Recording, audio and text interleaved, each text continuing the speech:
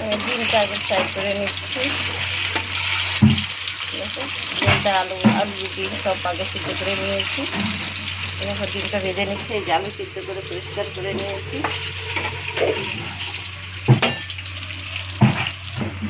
ওই দেখো ডিম ফেটিয়ে রেখেছি, ডিম ভেজে নামিয়ে নিয়েছি। দেখো এখন আমি ডিমটা ফেটিয়ে নিয়েছি।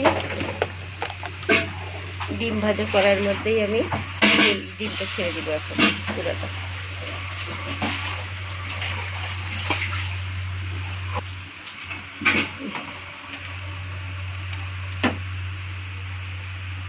দেখো ডিমটা সেই সুন্দর ফুলে গেছে। এখন আমি একটুখানি একে পাল্টিয়ে দিচ্ছি। বুঝতে পারছো সেই সুন্দর হয়েছে। এদিকে কড়াই বসিয়ে দিয়েছি, তেল দিয়ে দিলাম।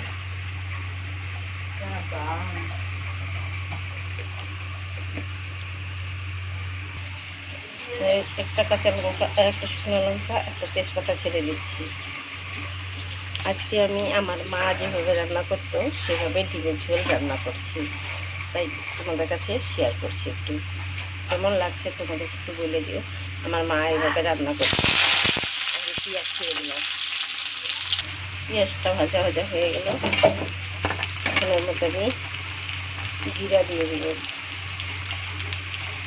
জিরাটা একটু ভাজা ভাজা করে দেবো।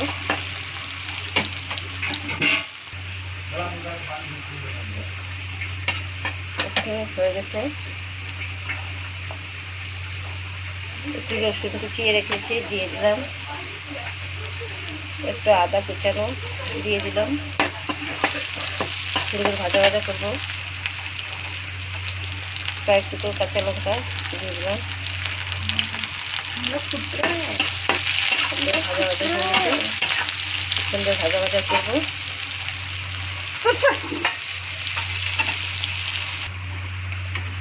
এখন ডিমটা আমার দেখো সেই সুন্দর হয়ে গেছে। দেখতে পাচ্ছ পুরো ভাজা ভাজা হয়ে গেছে, সেই সুন্দর হয়েছে। এখন আমি পারফেক্ট নামিয়ে নিচ্ছি। নামিয়ে নিব।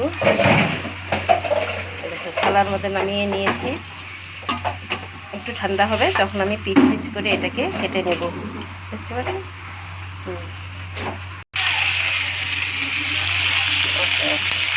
টমেটো, বেগুন, শিমলা মির্চটা নিয়ে একসাথে ভাজা ভাজা করবো।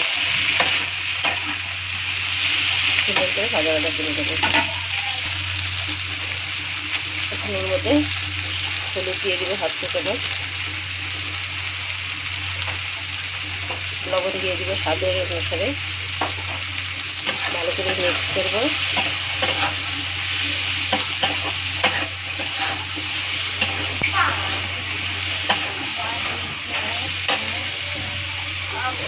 জিরা আদা পেস্ট দিয়ে দিব 1 চা চামচ।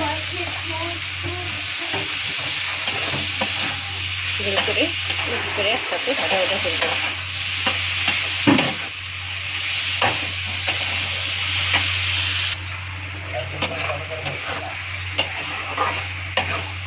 মশলাটা ভাজা ভাজা হয়ে গেছে। এখন আলু সিদ্ধটা এর মধ্যে ছেড়ে দিচ্ছি। নিয়ে এর সাথে ভাজা ভাজা করবো। আমি আরও পেঁয়াজ কেটে বাঁচিয়েছিলাম, এখন এটা দিয়ে দিব।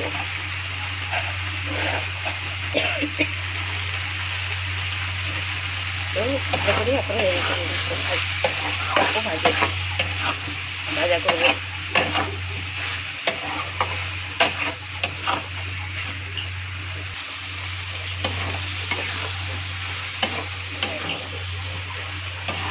সুন্দর ভাজা ভাজা হয়ে গেছে। দেখো এখন আমার যে ডিম সিদ্ধটা ছিল সেটা দিয়ে দিব। সেটা দিয়ে ভালো করে নেড়ে চেড়ে নেব।